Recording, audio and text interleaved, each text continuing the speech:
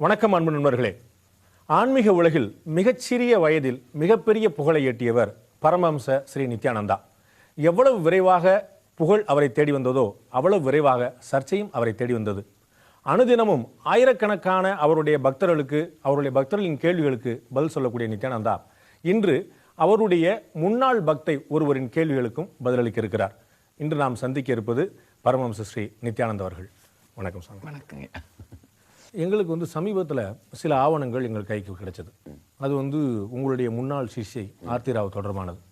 அந்த ஆவணங்கள் சில அவங்களுடைய மருத்துவ ரீதியான அவங்களுடைய உடற்குழு அவங்க என்ன மாதிரியான பரிசோதனை அடைஞ்சாங்க, என்ன மாதிரி பரிசோதனை பார்த்தாங்கிறத பற்றி அது நிச்சயமாக உங்களுக்கும் தெரிய வந்திருக்கும் நாங்கள் நினைக்கிறோம். எங்கள்கிட்ட கிடைச்ச டாக்குமெண்ட் அவங்க இந்த மாதிரியான ஒரு மருத்துவ பரிசோதனைக்கு உட்படுத்திக்கிட்டாங்க அப்படிங்கிறது நாங்கள் தெரிஞ்சோம். நீங்கள் எந்த நோய் அவங்களுக்கு இருக்கிறதா சொல்லியிருந்தீங்களோ அது மாதிரியான நோய்கள் அவங்களுக்கு இருக்கிறதா ஒரு மருத்துவ ஆவணங்கள் சொல்லுது. ஆனால் அவங்க 40 முறைக்கு மேலே நீங்கள் ஒரு 5 ஆண்டு காலத்தில் நீங்கள் 40 முறைக்கு மேலே அவங்க அப்யூஸ் பண்ணதா சொல்கிறீங்க. இது ரெண்டுலேயும் ஏதாவது முரண்பாடு இருக்குன்னு நினைக்கிறீங்களா? முதல் விஷயங்கய்யா, அந்த அவர்களுடைய மெடிக்கல் ரெக்கார்ட்ஸ் மிஷிகன் யூனிவர்சிட்டியோட ஹாஸ்பிட்டல்லேருந்து கோர்ட்டுடைய ஆர்டருக்கு மூலமாக இந்தியாவில் Ramanagaram lower court chief judicial மேஜிஸ்ட்ரேட்டுக்கு ரீச் பண்ணோம். கோர்ட்டுக்கு தான் நான் ரீச் பண்ணேன். ஆனால் அது எப்படி மீடியாவுக்கு வெளியில் வந்ததுன்னே தெரியல. ஆனால் எல்லா மீடியா கைக்கும் போயிருக்கு. போலீஸுக்கும் ரீச் பண்ணோம். ஒருவேளை கர்நாடகா சிஐடி லீக் பண்ணியிருக்கிறதுக்கான வாய்ப்பு இருக்குது. இப்போ அந்த டாக்குமெண்ட் பப்ளிக் டாக்குமெண்ட்டாக எல்லா மீடியாவுக்கும் ரீச் ஆகிட்டதுனால அது சம்மந்தப்பட்ட சில கேள்விகளுக்கு பதில் சொல்கிறேன். அதில் மிக தெளிவாக அந்த டாக்குமெண்ட்டில் இருக்குது. நீங்கள் பார்க்கலாம், நீங்களே பார்க்கலாம். 2004 அவர்களுக்கு ஒரு பால்வினை நோய் இல்லை, 3 பால்வினை தொற்று நோய், sexually transmitted disease, highly contagious, ஹெச்ஐவியை விடவும் 40% அதிக அளவிற்கு பரவக்கூடிய கண்டேஜியஸ் ஆன டிசீஸ், 3 டிசீஸ் அவங்களுக்கு இருக்கு அப்படிங்கிறதுக்கான ரெக்கார்டட் எவிடன்ஸ் இருக்கு. அவங்களுடைய கை மூலமா அவங்க முகத்தை தொட்டாலே கூட பரவிருங்கிற மாதிரி ஒரு வரி அதில் ஒரு வரி இருக்கு. அந்த நோய்க்கு சிகிச்சை பெறதுக்காக தான் உங்கள்கிட்ட வந்தீங்கன்னு? அந்த நோய்க்கு ஹீலிங்காக தான் எங்கிட்ட வந்தாங்க. நான் இதை திரும்ப திரும்ப சொல்லிட்டு இருந்தேன். ஆனால் 3 நாட்களுக்கு முன்பு உங்களுடைய NDTVக்கு அவங்க கொடுத்த இன்டர்வியூவில் கூட ரொம்ப தெளிவாக சொல்லியிருக்காங்க. அந்த மாதிரி எந்த வியாதியும் அவர்களுக்கு இல்லை அப்படின்னும், அந்த மாதிரி வியாதி நான்சென்ஸ்னு சொல்லியிருந்தாங்க. நான் NDTV இன்டர்வியூ பார்த்தேன். ஆனால் இப்போ மெடிக்கல் டாக்குமெண்ட்ஸ் ரொம்ப தெளிவாக ப்ரூஃப் பண்ணுது.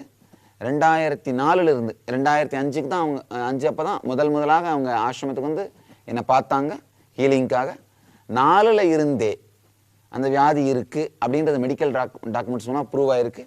இது மூலமாக நான் திரும்ப திரும்ப சொல்லிட்டு வர உண்மை யாராலும் கேட்கப்படாவிட்டாலும் மருத்துவ ரெக்கார்ட்ஸ் மூலமாக நிரூபணம் ஆகிருக்கு. 2வது, அவங்க சொல்கிற மாதிரி 40 முறை ஃபிசிக்கல் ரிலேஷன்ஷிப் இருந்திருந்தா நிச்சயமாக அந்த வியாதி எனக்கு வந்திருக்கணும். இப்போ என்னுடைய மெடிக்கல் ரெக்கார்ட்ஸ் தெளிவாக ப்ரூஃப் பண்ணுது.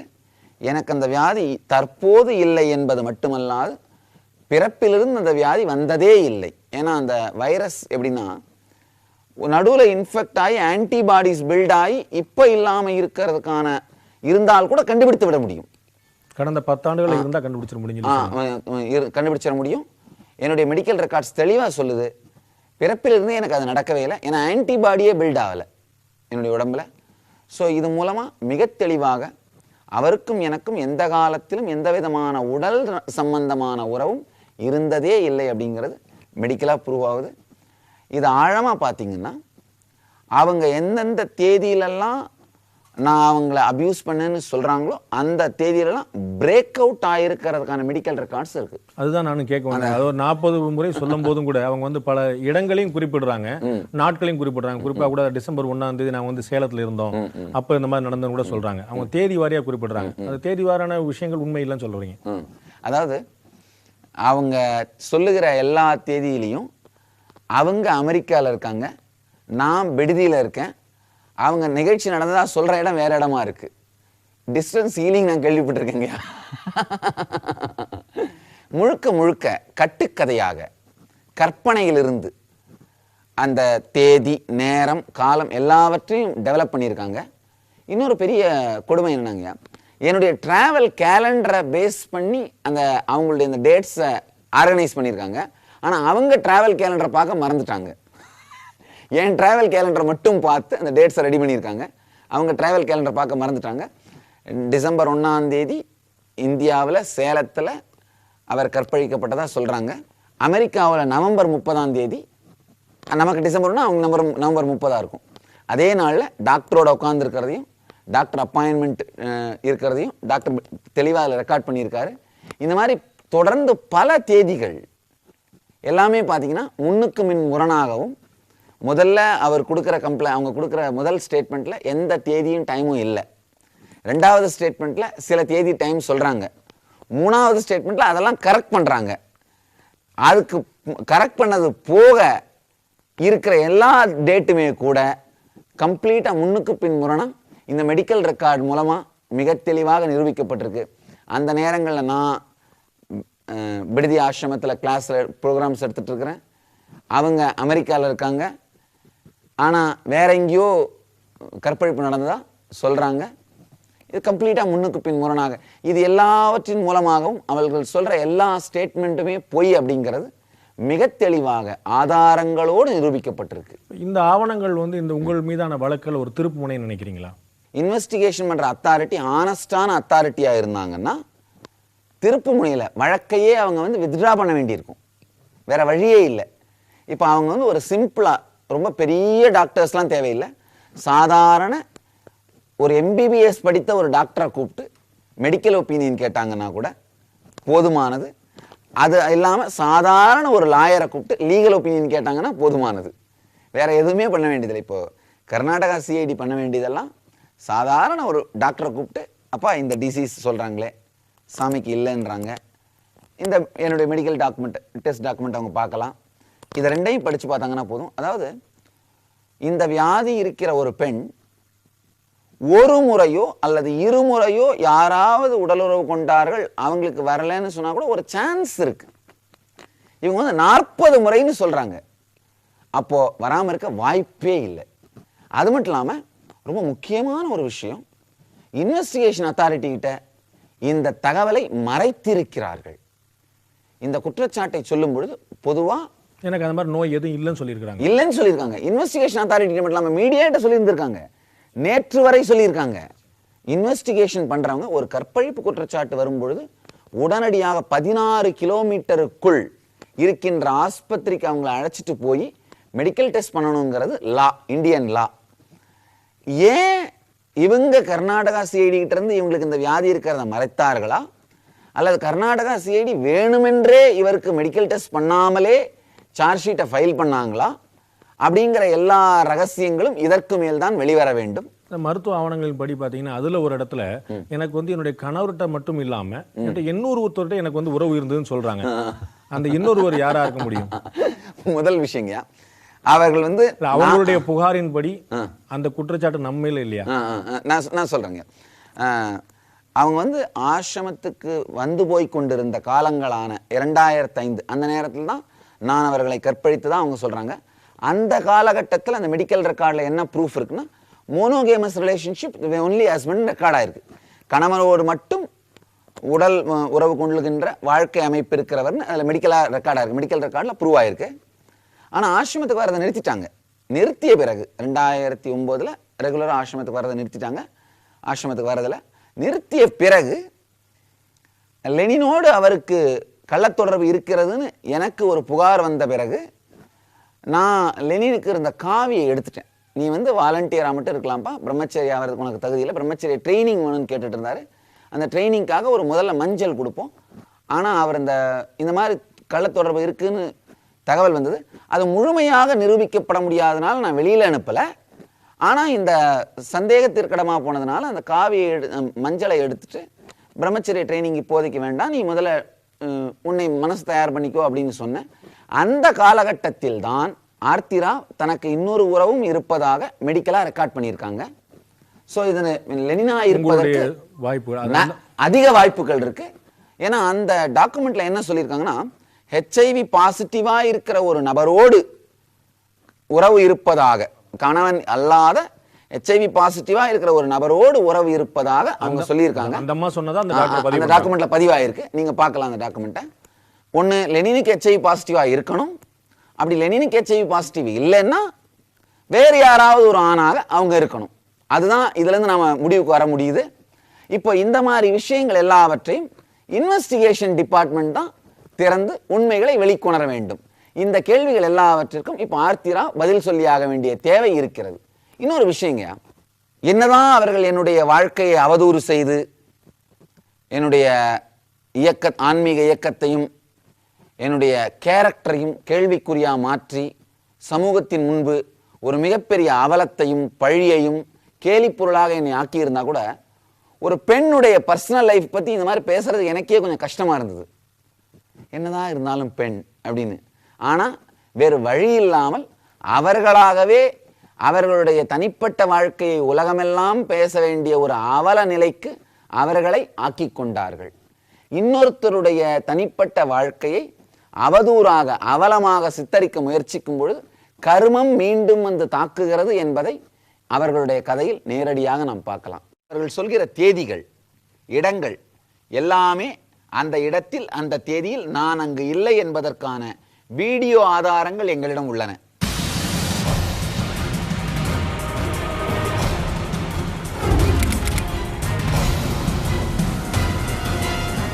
உங்களுடைய வாதம் இந்த மருத்துவ ஆவணங்களின்படி ஆர்த்தி ராவுக்கு இருந்த நோய் அவங்க சொல்ற பாலியல் குற்றச்சாட்டு உண்மையா இருந்தா உங்களையும் தொற்றி இருக்கணும். அப்படி இல்லைங்கிறதுனால அந்த குற்றச்சாட்டு பொய்யா இருங்கிறது உங்களுடைய வாதமா இருக்கு இல்லையா? அதாவது ஒரு முறை இருமுறை உடலுறவு இருந்ததுன்னு சொல்லி ஒருவேளை அந்த நோய் பரவாமல் இருந்திருக்க வாய்ப்பு இருந்தாலும் கூட இங்கு 40 முறை என்று சொல்லும் பொழுது நோய் பரவாமல் இருக்க வாய்ப்பே இல்லை. அது முதல் விஷயம். இரண்டாவது, அவர்கள் சொல்கிற தேதிகள், இடங்கள் எல்லாமே அந்த இடத்தில் அந்த தேதியில் நான் அங்கு இல்லை என்பதற்கான வீடியோ ஆதாரங்கள் எங்களிடம் உள்ளன. நான் வேற இடத்துல கிளாஸ் எடுத்துட்டு இருந்தேன், வகுப்புகள் நடத்திட்டு இருந்தேன் அப்படின்றதுக்கான வீடியோ ஆதாரங்கள் எங்களிடம் உள்ளன. இந்த எல்லா ஆதாரங்களையும் வைத்து பார்க்கும் பொழுது அவர்கள் சொல்வது முழு பொய் என்பது முழுமையான ஆதாரங்களோடு நிரூபிக்கப்படுகிறது. இதுக்கெல்லாம் அப்பாற்பட்டு இதே வழக்கை அவர்கள் அமெரிக்காவிலும் தொடுத்தார்கள். அமெரிக்க போலீஸ் இந்த எல்லா இன்வெஸ்டிகேஷனையும் முறையாக செய்துவிட்டு இந்த வழக்கு பொய் வழக்கு என்று முடித்து கோர்ட்ல ரிப்போர்ட் சப்மிட் பண்ணிட்டாங்க. அதனால அமெரிக்கா அந்த மெலிஷியஸ் ப்ராசிக்யூஷன் சொல்லுவாங்க. பொய் வழக்கு தொடர்ந்து அவதூறு செய்தால் அவர்கள் தண்டனைக்குள்ளாவார்கள். அந்த மெலிஷியஸ் ப்ராசிக்யூஷன் கேஸ் அவங்க மேல ஃபைல் பண்றதுக்கு தியானபீடத்தினுடைய வழக்கறிஞர்கள் எல்லா வேலைகளையும் எடுத்து செய்து கொண்டிருக்கிறார்கள். அவங்க மேல ஒரு தொட்டாலோ இல்லாட்டி அவங்களுடைய ஸ்பர்சம் எந்த விதத்துல பட்டாலும் அவங்களுக்கு வந்து அந்த நோய் மற்றவங்களுக்கு பரவிக்கணும்னு சொல்றீங்க. பட் அவங்க 2004 2009 வரை ஆசிரமத்தில் இருந்தபோது மற்றவர்களுக்கு இதை தொற்று பரவலையா? ஆசிரமத்திலே அவர்கள் தங்கி இல்லை, வந்து செல்வதுண்டு. இப்போ அந்த ரிப்போர்ட் என்ன சொல்லுவாங்க, இந்த எப்படி பரவுது அப்படிங்கிறத பற்றி அந்த ரிப்போர்ட் என்ன சொல்லுதுன்னா, நீங்கள் அதில் படித்து பார்க்கலாம், தெளிவாக இருக்குது. அவர்களுடைய அந்த பாலியஸ்டர் கிளாத் வச்சு உடம்ப தேய்ச்சா கூட அந்த அப்ரேஷன் வர்றப்போ அதில் வர்ற ஃப்ளூயிட் கூட பரவிடும் அப்படின்னு சொல்கிறாங்க. இது நான் சொல்லலை, அவங்களுடைய மெடிக்கல் ரெக்கார்ட் சொல்லுது, அவங்களுக்கு டாக்டர் கொடுத்த மெடிக்கல் அட்வைஸ் சொல்லுது. ஸோ அந்த மாதிரி தொற்று வியாதியாக இருக்க வாய்ப்பு இருக்குது. அதிர்ஷ்டவசமாக ஆசிரமத்தில் வேறு யாருக்கும் அது பரவலை, எனக்கும் அது வரலை. 2009 அவங்க வந்து விமலானந்தா என்று சொல்லக்கூடிய வினய் பரத்வாஜுக்கு அவங்களுக்கு வந்து ஒரு மெயில் அனுப்புறாங்க. அந்த மெயில வந்து ஒரு வினய் வந்து ஒரு 10-15 சந்தேகங்கள் எழுப்ப அதெல்லாம் இல்ல, எனக்கு ரொம்ப நம்பிக்கை இருக்குன்னு சொல்றாங்க. 2009 வரைக்கும் அவங்களுக்கு வந்து உங்க மீதான நம்பிக்கை முழுமையா இருந்திருக்கு, பரிபூர்ணமா இருந்திருக்கு. 2009க்கும் 10க்கும் இடையில அப்படி என்ன நடந்தது? நீங்க பார்க்கலாம். அந்த 2000 அவங்களுடைய மெயில தெளிவா சொல்றாங்க. வினய் பரத்வாஜ் கேட்கிறாரு, நீ பிசிக்கலா அபியூஸ் ஆயிருக்கியா அப்படின்னு. இவங்க தெளிவா சொல்றாங்க, இல்ல எனக்கு எந்த விதமான பிசிக்கல் அபியூஸும் நடக்கல, நான் அந்த மாதிரி ஆகல அப்படின்னு அவங்க தெளிவா சொல்றாங்க. அதற்கு பிறகுதான் ஒருவேளை லெனினுடைய உறவினால் அது எந்த மாதிரி உறவு அப்படிங்கிறது இதுக்கு மேலதான் இன்வெஸ்டிகேஷன்ஸ் அத்தாரிட்டி நிரூபிக்கணும். எங்களுக்கு கிடைத்த கண்ணால் நேரில் பார்த்த சாட்சியங்களின்படி அவர்கள் இருவருக்கும் நடுவில் கள்ளத்தொடர்பு இருந்திருக்கு அப்படின்னு நிரூபணமாகுது. ஸோ ஒருவேளை லெனினோட இன்ஃப்ளூயன்ஸ்னால பணத்தாசை மற்றும் வேறு வேறு சொத்துக்களின் மீது ஆசை, இந்த மாதிரி ஆசைகளினால் பிளாக்மெயில் பண்ணி இதைகளை பறிக்க முடியும் அப்படிங்கிற எண்ணத்தினால் இந்த மாதிரியான விஷயங்கள் எல்லாம் நடந்து இது மாதிரியான பிளாக்மெயில் பண்ணுறதுக்கான பிளான்ஸு இதெல்லாம் நடந்திருக்கிறோம், நிறைய வாய்ப்பு இருக்கு. மொத்த கதையையும் படித்து பார்த்தால் அப்படித்தான் புரியுது. 2004 கிட்டத்தட்ட ஒரு 5 வருஷம் உங்களுடைய தீவிரமான ஒரு பக்தியாக இருந்திருக்கிறாங்க, கடுமையாக உங்களை வந்து ஃபாலோ பண்ணி இருந்திருக்காங்க. ஆனால் ஒரு வருஷத்துல வந்து ஒரு நிலின் கற்பன் செய்யக்கூடிய ஒரு மாற்றம் வந்து கடுமையாக ஃபாலோ பண்ணியிருக்காங்க அப்படின்லாம் சொல்ல முடியாது. வந்து போயிட்டு இருந்திருக்காங்க, அவ்வளவுதான். அது வந்தது வந்து ஹீலிங் காரணத்துக்காக தான் வந்திருக்காங்க, வந்து போயிட்டு இருந்திருக்காங்க. கடுமையான பக்தியெல்லாம் சொல்ல முடியாது. தொற்று நோய் இல்லை, அவங்களுக்கு இருந்த தொற்று நோய் நமக்கு இல்லைங்கிறத நீங்க வந்து 2012 எடுத்த ஒரு மருத்துவ ஆவணத்துல வந்து அது வந்து தெளிவாக சொல்லுது. இந்த மருத்துவ சோதனைக்கு உட்படுத்திட்ட நீங்க ஏன் அவங்க வலியுறுத்தக்கூடிய அந்த மருத்துவ பரிசோதனை தயாராக அவங்க கற்பழிப்பார் சொல்லியிருக்காங்க? முதல் விஷயங்க, அவங்க சொல்ற அந்த ஆண்மை பரிசோதனை சொல்றாங்க. இப்போ இந்த இன்வெஸ்டிகேஷன் ஏஜென்சி அமெரிக்காவில் இவங்க வழக்கு கொடுத்தாங்க. அந்த அமெரிக்கன் இன்வெஸ்டிகேஷன் ஏஜென்சியை நாங்கள் கோஆப்ரேட் பண்ணுறோன்னு சொன்னோம். அமெரிக்கன் இன்வெஸ்டிகேஷன் ஏஜென்சியில் தெளிவாக சொன்னோம், நாங்கள் நீங்கள் எங்களுக்கு எங்கள் மெடிக்கல் டெஸ்ட் கேட்குற மாதிரி அவங்க மெடிக்கல் டெஸ்ட்டையும் கேளுங்க அப்படின்னு. அமெரிக்கன் மெடிக்கல் இன்வெஸ்டிகேஷன் ஏஜென்சி அவங்களுடைய மெடிக்கல் ரெக்கார்ட்ஸை வெளியில் எடுத்தாங்க. வெளியில் எடுத்துட்டு அதுக்கு ரிலேட்டடாக தேவையான எவிடன்ஸ் மெடிக்கல் டெஸ்ட் என்கிட்ட என்ன பண்ண சொல்லி கேட்டாங்க. அதனால் அமெரிக்கன் கவர்மெண்ட் அக்செப்ட் பண்ணியிருக்கிறது ஃபோர்டிஸ் ஹாஸ்பிட்டல்னு சொல்லுவோம், இந்தியாவில் இருக்குது. Fortis chain of hospital American government accepted hospital. அதனால் அந்த ஹாஸ்பிட்டலில் நான் மெடிக்கல் டெஸ்ட் பண்ணி அவங்களுக்கு அனுப்பினேன் அமெரிக்கன் போலீஸ்க்கு. இப்போ கர்நாடகா சிஐடிக்கு என்ன சொல்கிறேன், இவங்களும் அவருடைய மெடிக்கல் டெஸ்ட் எடுத்துட்டு புகார் சொல்லுகின்ற நபருக்கு தான் மெடிக்கல் டெஸ்ட் எடுத்தாகணும். அவருடைய மெடிக்கல் டெஸ்ட்டை எடுத்துட்டு என்னை அப்ரோச் பண்ணாங்கன்னா நான் கட்டாயமாக மாட்டேன்னு சொல்லியிருக்க மாட்டேன். இப்போ கோர்ட்லேயும் அதே தான் சொல்லியிருக்கிறேன், அவங்களுடைய மெடிக்கல் டெஸ்ட் எடுக்க சொல்லுங்க, நானும் கோஆப்ரேட் பண்ணுறேன், பிரச்சனையே இல்லை. பிரச்சனை என்னன்னா, கர்நாடகா சிஐடி இந்த மெடிக்கல் டெஸ்ட்டை வழக்கை விசாரிப்பதற்காக எடுக்கவில்லை, மீடியாவுக்கு பசியோடு இருக்கிற மீடியாவுக்கு ஆகாரம் கொடுக்கறதுக்காக எடுக்கணும்னு நினைக்கிறாங்க. அதுதான் அங்கே பிரச்சனையே. நான் அதனால தான் கோர்ட்டில் கேட்டேன், கோர்ட்டில் தெளிவாக சொன்னோம், அவங்களையும் எடுக்க சொல்லுங்க, நாங்கள் கோஆப்ரேட் பண்ணுறதுல எங்களுக்கு எந்த பிரச்சனையும் இல்லை. அவங்களுடைய கணக்குப்படி 2008ஓட இந்த உறவுகள் முறிக்கு வருது. இப்போ 2008க்கு பிறகு கிட்டத்தட்ட ஒரு 4 வருஷம் முடிஞ்ச நிலைமையில அவங்களுக்கு மருத்துவ பரிசோதனை பண்றதோ உங்களுக்கு மருத்துவ பரிசோதனை பண்றதோ ஏதாவது பலன் கிடைக்கும்னு நினைக்கிறீங்களா? இந்த கேள்வி தான் கோர்ட்டில் கேட்டோம். அதனால அதுதாங்க அடிப்படையாக அந்த பெண்ணுக்கு பண்ணியிருக்க வேண்டிய மருத்துவ பரிசோதனை வந்து அடிப்படையான எந்த மருத்துவ பரிசோதனை அவங்க மேல பண்ணியிருந்தாலும் இந்த வியாதி இருந்து வெளியில வந்துட்டு இருக்கும். அடிப்படையா எந்த மருத்துவ பரிசோதனையுமே கர்நாடகா சிஐடி அவங்க மேல பண்ணல. அதுல ஏதாவது ஒரு அடிப்படையான மருத்துவ பரிசோதனை பண்ணிட்டு அதுக்கு பிறகு என்னுடைய மருத்துவ பரிசோதனை கேட்டாங்கன்னா எந்த விதமான தவறும் இல்லை, முழுமையாக கோஆப்ரேட் பண்ண தயாரா இருக்கேன்.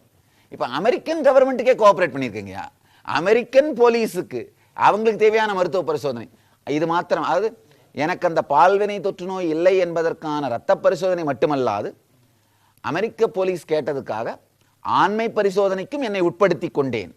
அதே ஃபோர்டிஸ் ஹாஸ்பிட்டலில் உட்படுத்தி கொண்டு அந்த ரிப்போர்ட்ஸை அமெரிக்கன் போலீஸுக்கும் அனுப்பியிருக்கேன்.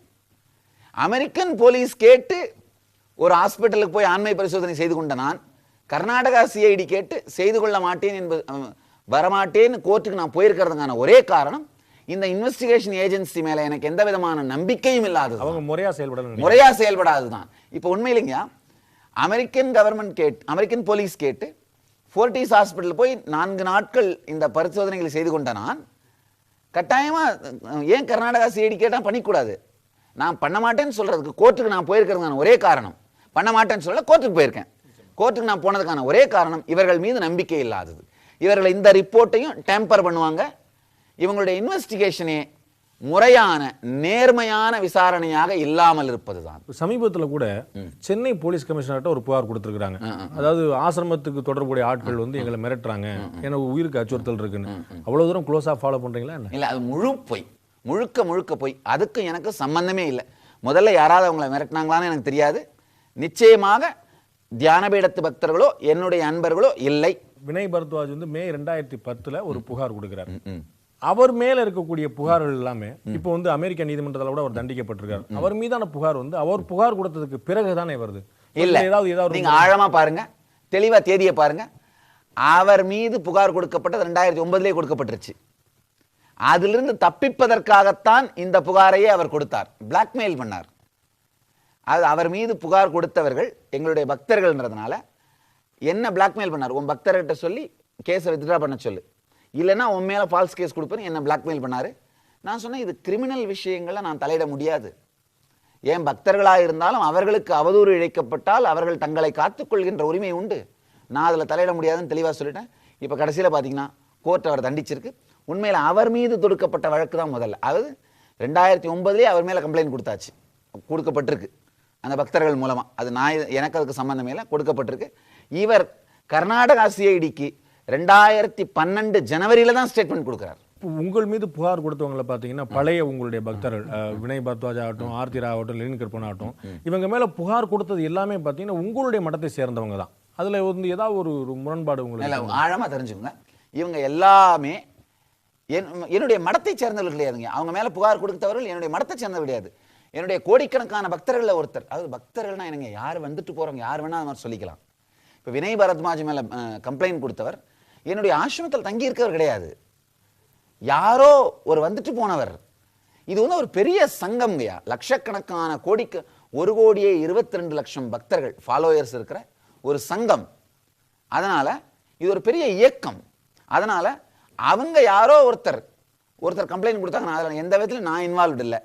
அதே மாதிரி லெனின் கருப்பன் மேல புகார் கொடுத்த எல்லாரும் என்னுடைய பக்தர்கள் கிடையாது, வெளியாட்களும் புகார் கொடுத்துருக்காங்க. அவர் காந்த படுக்கை வழக்கெல்லாம் முன்னாடி உங்கள்ட்ட வர்றதுக்கு முன்னாடி சிக்கி பணம் மோசடி பண்ணியிருக்காரு. அவங்களாம் யாரும் என்னுடைய பக்தர்கள் கிடையாது புகார் கொடுத்தவங்க. அந்த புகார் வழக்குகள்லாம் நிறைய நிலுவையில் இருக்கு அவர் மேல, அதெல்லாம் என்னுடைய பக்தர்கள் கிடையாது. அதே மாதிரி ஆர்த்தி ராவ் மேல புகார் கொடுத்தவங்க எல்லாருமே என்னுடைய பக்தர்கள் கிடையாது. அதுல சில பேர் வெளியாட்களும் இருக்கிறார்கள். அவங்க என் மேல குற்றச்சாட்டு சொன்னாங்க. அதை சரியான ஆதாரங்களோடு பொய் குற்றச்சாட்டு நான் நிரூபிச்சிட்டேன்.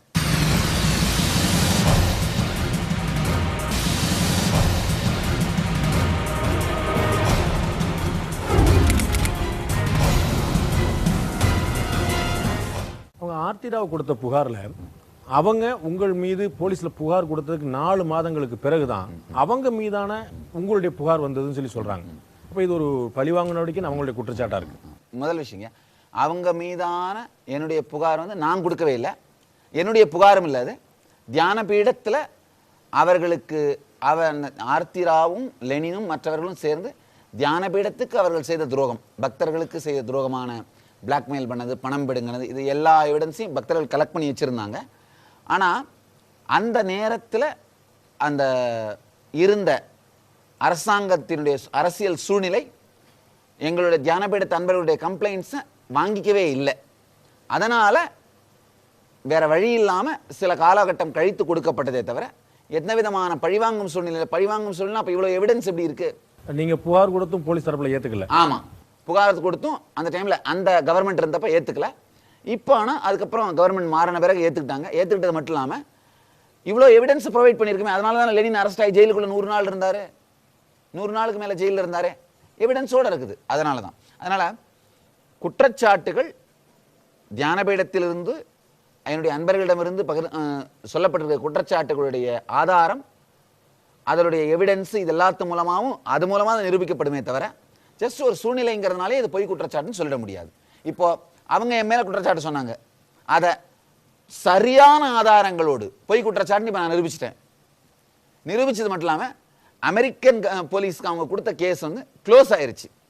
க்ளோஸ் ஆனது மட்டும் இல்லாமல் இப்போ என்னுடைய லாயர்ஸ், தியானபீடத்தினுடைய லாயர்ஸ் என்ன பண்ணுறாங்க, மலீஷியஸ் ப்ராசிக்யூஷன் ஃபைல் பண்ணுறாங்க. இப்போ இந்தியாவிலேயாவது மலீஷியஸ் ப்ராசிக்யூஷனுக்கு மிகப்பெரிய பனிஷ்மெண்ட் கிடையாது, 3 ஆண்டுகள்லேருந்து 7 ஆண்டுகள் வரை தான் ஜெயில் தண்டனை. இப்போ அமெரிக்காவில் அப்படி இல்லை, என்ன குற்றச்சாட்டை சொல்லுகிறார்களோ அதனுடைய தண்டனை காலத்தில் பாதி. அவதூறான குற்றச்சாட்டு சுமத்துறாங்க. ஆமாம், இப்போ அவதூறான குற்றச்சாட்டு சுமத்துனாங்கன்னா அந்த குற்றச்சாட்டின் தண்டனையில் பாதி மலீஷியஸ் ப்ராசிக்யூஷனுக்கு. உதாரணத்துக்கு ஒருத்தர் வந்து கற்பழிப்பு குற்றச்சாட்டு சொல்றாரு, அந்த கற்பழிப்பு குற்றச்சாட்டுக்கு 50 ஆண்டுகள் சிறை தண்டனை. அது அவதூறான புகாரா இருந்தா, அது அவதூறான புகார் நிரூபிக்கப்பட்டு விட்டால் 25 ஆண்டுகளுக்கு மேல் இந்த பொய் குற்றச்சாட்டு சொன்னவருக்கு போய் சேரும்.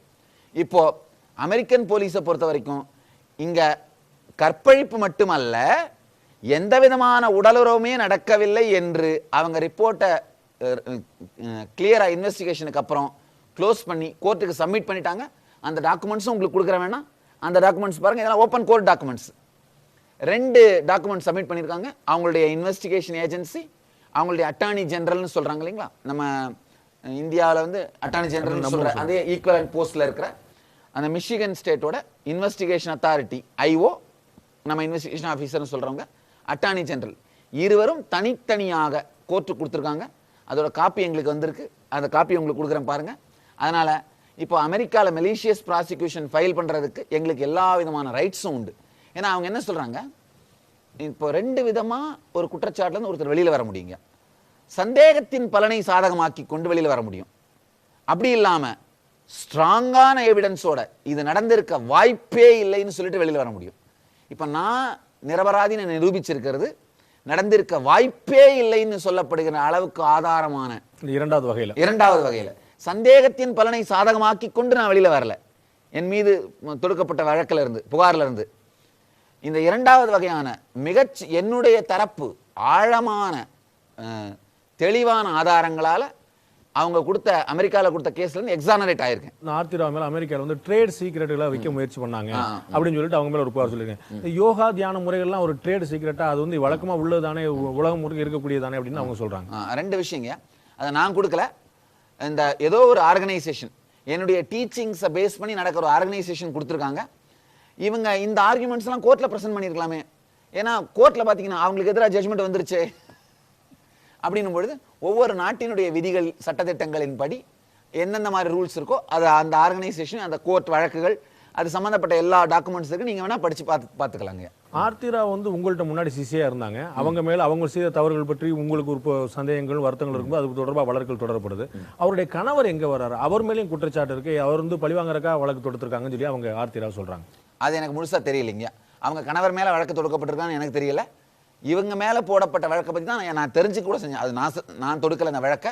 ஆனா அந்த இன்ஃபர்மேஷன் எனக்கு தெரியும். அவங்க கணவர் மேல வழக்கு தொடுக்கப்பட்டதா எனக்கு தெரியல. அவங்க கணவரை பொறுத்த வரைக்கும் ரொம்ப நல்ல பக்தராக இருந்தார். கடைசி வரை அவங்களுடைய கணவர் வந்து ரொம்ப நல்ல பக்தராக இருந்தார். என்னை பொறுத்த வரைக்கும் கணவர் வந்து எந்த விதமான சங்கடமும் எனக்கும் கொடுக்கவில்லை, தியானபீடத்துக்கும் கொடுக்கவில்லை. அதனால அவர் கணவர் மேல வழக்கு தொடக்கப்பட்டிருக்கா அப்படின்றது எனக்கு தெரியவே இல்லைங்க. 2005 அவங்கள வந்து நீங்க கருக்கலை பண்ண சொன்னீங்க. அதனால நான் வந்து கருக்கலை பண்ணேன் அப்படின்னு சொல்லி பதிவு பண்ணேன். அது முழுக்க பொய்யான விஷயம். ஒருவேளை கருக்கலைப்பு நடந்திருந்தா அவங்களுடைய மெடிக்கல் ரெக்கார்ட்ஸ் நீங்க எடுத்து பாருங்க. ஒரு சின்ன தும்மல் வந்தா இருமல் வந்தா கூட அந்த டாக்டர்கிட்ட போயிருக்காங்க, மெடிசன் எடுத்திருக்காங்க. நீங்க பார்க்கலாம். அவ்வளவு தரோவா ரெக்கார்ட் பண்ணியிருக்காங்க. கருக்கலைப்புன்ற ஒரு விஷயத்தை அதுல ஏன் ரெக்கார்ட் பண்ணலன்னு எனக்கு தெரியல. அது மட்டும் இல்லாம அதுல திரும்ப மெடிக்கல் ரெக்கார்ட்ஸ்ல வருது no plan of pregnancy in future, no plan of pregnancy for next 1 year 2 year பலதரம் அந்த மெடிக்கல் ரெக்கார்ட் ஆயிருந்தா நீங்களே படிச்சு பார்க்கலாம். இல்ல அவங்க சொல்றது 2005 அந்த 5 டாக்குமெண்ட் எடுத்து பாருங்க. இப்ப 2004 இருந்து டாக்குமெண்ட் கிடைச்சு வெளியில வந்திருக்குது. அதனால இவங்க 2004 இருந்தே நீங்க பார்க்கலாம். ஒரு சாதாரண தும்மல், இருமல், தலைவலி, அந்த மாதிரி வைரஸ் காய்ச்சல் வந்தா கூட அந்த டாக்டர்கிட்ட போயிருக்காங்க, மருந்து வாங்கியிருக்காங்க. கருக்கலைப்பு அப்படிங்கிற ஒரு மிகப்பெரிய நிகழ்ச்சி அந்த டாக்டருக்கு தெரியாம நடந்திருக்குமான்னு எனக்கு தெரியல. ஆனா கட்டாயம் எனக்கு தெரியாது அதை பத்தி. எப்பவுமே நான் வந்து என்கிட்ட யார் வந்து கேட்டாலும் கருத்தரிப்பதற்கு முன்பாகவே உங்களை காத்துக்கொள்வது உங்களுடைய என்ன தனிப்பட்ட முடிவு. யூசுவலா கருத்தரித்த பிறகு கருக்கலைப்பு செய்வது என்பது ஒரு குற்றம். அது ஆன்மீக ரீதியாக கூட ஒரு உயிரை அழிப்பது ஒரு குற்றம் அப்படின்ற ஸ்டாண்ட் தான் நான் எப்பவுமே எடுத்திருக்கிறேன்.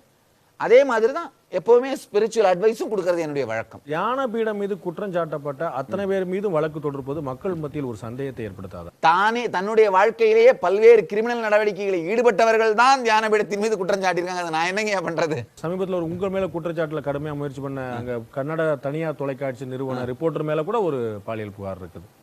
அது நான் சொல்லலைங்க. ஐயா, அந்த பாலியல் புகாருக்கு எனக்கு சம்பந்தம் இல்லைங்க. ஆசிரமத்தை சேர்ந்த ஒரு இன்மேட் தான் யாராவது சொன்னாங்க. இல்லைங்க, அது நம்ம ஆசிரமத்தை சேர்ந்த இன்மேட் கொடுக்கல. அது வெளியில இருக்கிற ஒரு நபர் கொடுத்துருக்காங்க. அவங்க ஆசிரமத்துக்கும் எங்களுக்கும் அவருக்கும் எந்த விதமான சம்பந்தமும் இல்லாத ஒரு நபர் கொடுத்துருக்காங்க. அது கட்டாயமா நாங்க தியானபீடத்தோட இன்வால்வ் ஆனது இல்லவே இல்லைங்க. ஆர்த்திராவ் மேல ஒரு தவறான உறவுக்கான ஒரு குற்றச்சாட்டு வந்து அந்த ஆவணங்கள் மூலமா நம்ம பாக்குறோம். அதே மாதிரி லெனின் கருப்பனுக்கு வந்து அவருக்கு வந்து உங்களோட ஆசிரமத்திலே ஒருத்தர் வந்து சொல்லியிருக்காரு வந்து நீங்க அது நடவடிக்கை உள்ளாக்கிறீங்க.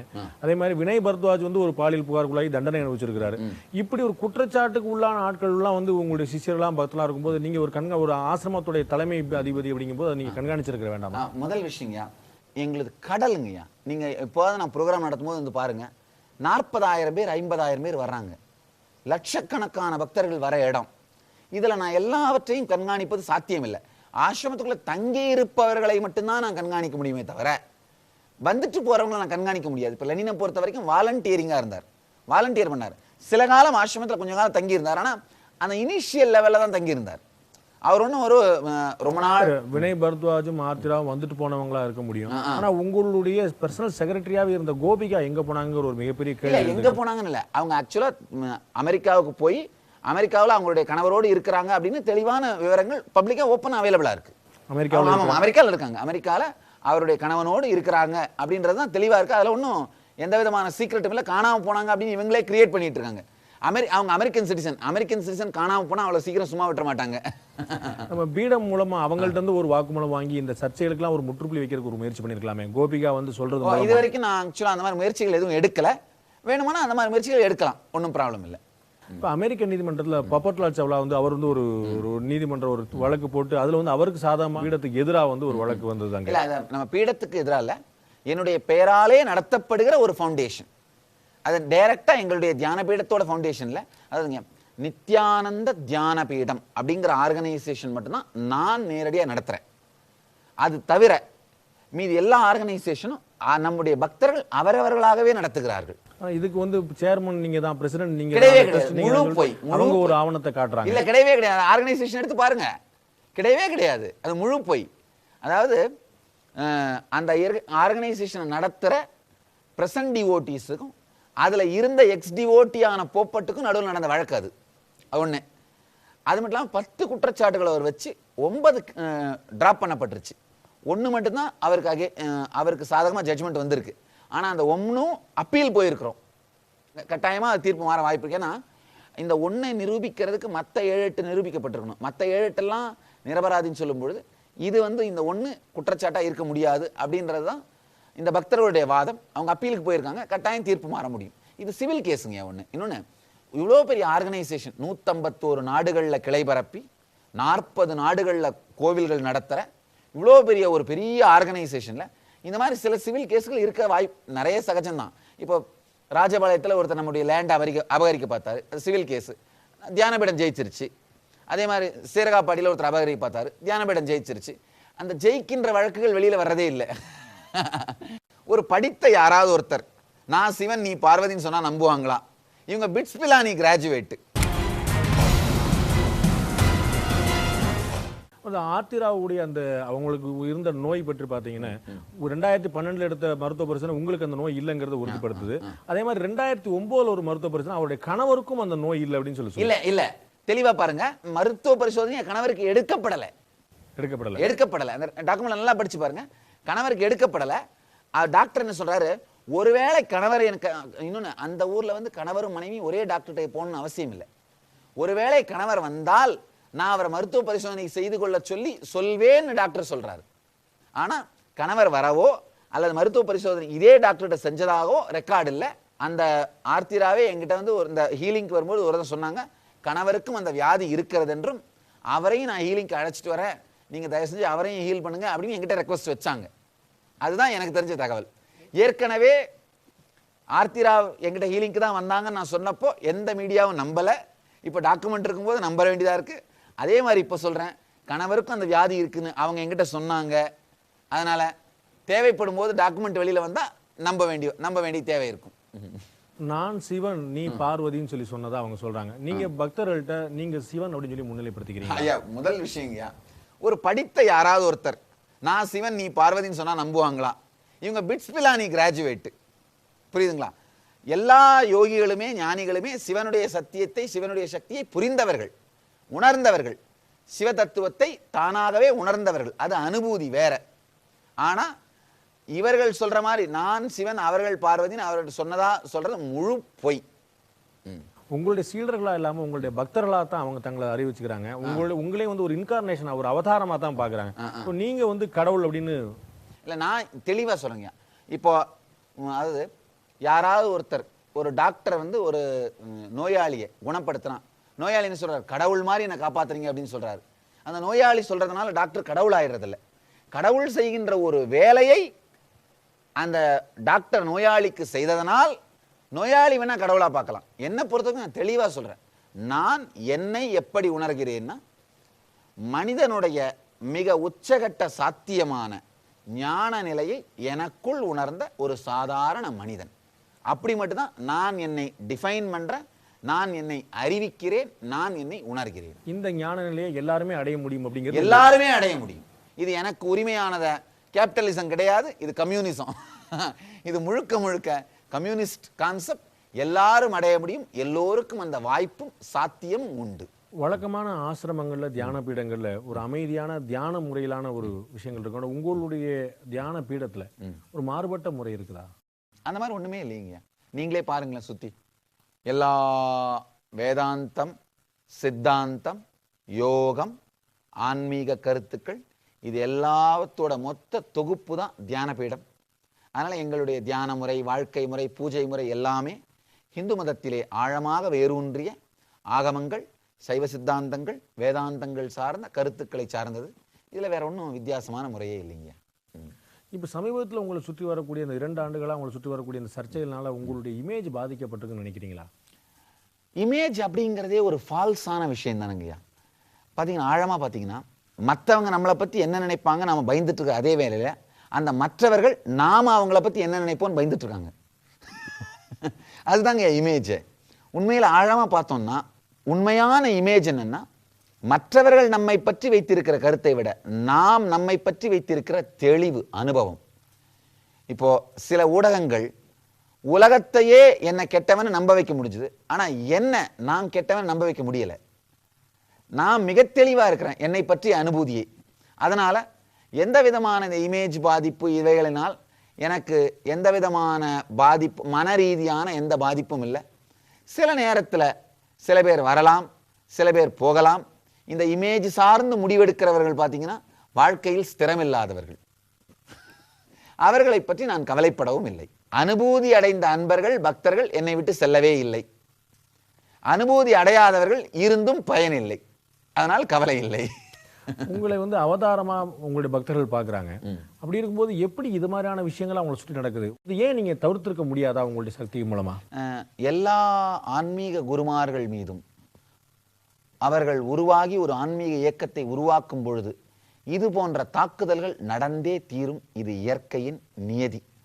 விவேகானந்தர் உருவாகி மலரும் பொழுது கூட விவேகானந்தர் மீது கூட இது போன்று குற்றச்சாட்டுகளும் தாக்குதல்களும் நடத்தப்பட்டதற்கான ஆதாரங்கள் இருக்கின்றன. The new discoveries of Swami Vivekananda இன் அமெரிக்கான்னு ஒரு 6 வால்யூம்ஸ் பப்ளிஷ் பண்ணியிருக்காங்க. அதை புரட்டி பார்த்தீங்கன்னா, அவர் அமெரிக்காவில் இருந்த பொழுது கூட பல்வேறு ஊடகங்கள், பத்திரிகைகள் அவர் மீது சாற்றிய குற்றச்சாட்டுகள், வழக்குகள், பொய் பிரச்சாரங்கள், அதோட ரெக்கார்ட்ஸ்லாம் பார்க்கலாம். அந்த காலத்தில் 100 ஆண்டுகளுக்கு முன்பு கூட இதெல்லாம் நடந்திருக்கும். இத்தனைக்கு அப்போல்லாம் இவ்வளோ மீடியா கிடையாது. அவர் மேலெல்லாம் கூட நடந்திருக்கும் பொழுது இது எல்லார் மீதும், விவேகானந்தர் மட்டும் இல்லை, எல்லா ஞானிகள், யோகிகள் ஒரு பெரிய ஆன்மீக இயக்கத்தை உருவாக்கும் பொழுது இயற்கையாகவே இது போன்ற குற்றச்சாட்டுகள், தாக்குதல்கள் வந்தே தீரும். இதிலிருந்து வெளிவருபவர்கள் தான் தங்களுடைய தூய்மையையும் தவத்தையும் நிரூபித்து வெளிவருபவர்கள் தான் உலகத்திற்கு ஞான விளக்காக, ஆன்மீக ஒளியாக சுடர்விடுகிறார்கள், வழிகாட்டுகிறார்கள். என்னை பொறுத்த வரைக்கும் அதே போல என் மீதும் நிகழ்த்தப்பட்ட ஒரு மத தாக்குதல் தான் இது அப்படிங்கிறத நான் தெளிவாக இருக்கிறேன். இந்த இப்போ ரீசெண்டாக வந்த டாக்குமெண்ட்ஸ் என் மீது நடத்தப்பட்டது எல்லாமே ஒரு பொய்யான குற்றச்சாட்டுகள் மூலமாக செய்யப்பட்ட மத தாக்குதல் தான் அப்படிங்கிறது நிரூபிச்சிருக்கு. நேரடியாக சிம்பிளான கண் இருக்கிற, ஒரு சிம்பிள் இன்வெஸ்டிகேட்டிவ் இன்டெலிஜென்ஸ் இருக்கிற யார் வேண்டுமானாலும் இதை பார்த்து புரிந்து கொள்ளக்கூடிய அளவிற்கு தெளிவான டாக்குமெண்ட்ஸ் வெளியில் வந்து நான் நிரபராதின்னு நிரூபிக்கப்பட்டிருக்கிறதே கடவுளுடைய சக்தி எனக்கு துணையா இருக்கு அப்படிங்கிறதுக்கான அத்தாட்சி. இந்த மத தாக்குதல்ங்கிற வார்த்தை பிரயோகம் வேறு மதத்தை குறிப்பிடுதா? நாத்திகர்கள் ஒரு தனி மதத்தை சார்ந்தவர்கள். என் மீது நடத்தப்பட்ட தாக்குதலுக்கு முதல் காரணம் நாத்திகம் சார்ந்த, நாத்திகத்தை தன்னுடைய வாழ்க்கை கொள்கையாக உடைய சிலர் அரசியலிலும் ஊடகத்துறையிலும் அவர்களுக்கு இருந்த பலத்தை உபயோகப்படுத்தி செய்த தாக்குதல். அதனாலதான் இந்த மத தாக்குதல்ன்ற வார்த்தையை வச்சு சொல்றேன். நாத்திகம் ஒரு தனி மதம். ஏன்னா அவங்களுக்கும் ஒரு தனி மத கோட்பாடு, கொள்கைகள், நம்பிக்கைகள் இருக்கு. இவங்க பிறப்பால் வேண்டுமானால் அவர்கள் இந்துக்களாக இருக்கலாமே தவிர வாழ்க்கை முறையால் நாத்திகர்கள் என்பதால் பார்ன் ரிலிஜியன் வேற, லிவிங் பிராக்டிசிங் ரிலிஜியன் வேற. இவங்க எல்லாம் என் மீது தாக்குதல் நடத்திய எல்லாருக்குமே பிராக்டிசிங் ரிலிஜியன் பார்த்தீங்கன்னா நாத்திகம். அப்படின்னும் போது என் மீது செய்யப்பட்டது மத தாக்குதல் தான் அப்படிங்கிறதுக்கு எந்த விதமான சந்தேகமும் இல்லை. உங்கள் மீது இப்படி ஒரு குற்றச்சாட்டு வர்றதுக்கு உங்களுடைய இளம் வயது ஒரு காரணமா இருக்குமா? இவ்வளவு சீக்கிரம் இருக்கலாம். இளம் வயது அல்லது என்னை சுற்றி சேர்ந்த புகழ், ஒருவேளை சில பேருக்கு என்னை சுற்றி சேர்ந்த இந்த பணம் இது எல்லாமே கூட கண்ணை உறுத்தி இருக்கலாம். இந்த வயதில் இவரை சுற்றி இவ்வளவு பணம் சேருகிறது, புகழ் சேருகிறது, மக்கள் சேருகிறார்கள், பக்தர்கள் சேருகிறார்கள், மிகப்பெரிய ஒரு ஆன்மீக இயக்கமாக இது மலர்ந்து வருகிறது அப்படின்ற எந்த விதமான பல்வேறு விதமான பொறாமைகள் காரணமாக இருக்கலாம். இப்போ நவீனமாக உருவாகிட்டு இருக்கக்கூடிய ஒரு நவீன குருக்களுக்கு மத்தியில் ஒரு வெளியில தெரியாத ஒரு போட்டி இருக்குன்னு சொன்னா மறுப்பீங்களா? இந்த வார்த்தைக்கு, இந்த கேள்விக்கு நான் நோ கமெண்ட்ஸ்ன்றத ஆன்சரா சொல்லுவேன்னு நினைக்கிறேன். எந்த கேள்விகள் கேட்டாலும் அதற்கு தனக்கே உரிய பாணியில் தயங்காமல் பதில் சொல்லிக் கொண்டிருந்தார் திரு ஸ்ரீ நித்யானந்தா அவர்கள். அவருடைய புதிய குற்றச்சாட்டுகள், அவர் எடுத்து வைத்த ஆழமான வாதங்கள் நீதிமன்றத்தின் பார்வையில் இருக்கின்றன. நம் நாட்டு நீதிமன்றங்கள் எப்போதுமே நீதியை நிலைநாட்டு போய் நல்ல தீர்ப்பு வரும் என்று அவரை போலவே நாம் எதிர்பார்ப்போம். நன்றி சார். வணக்கம்.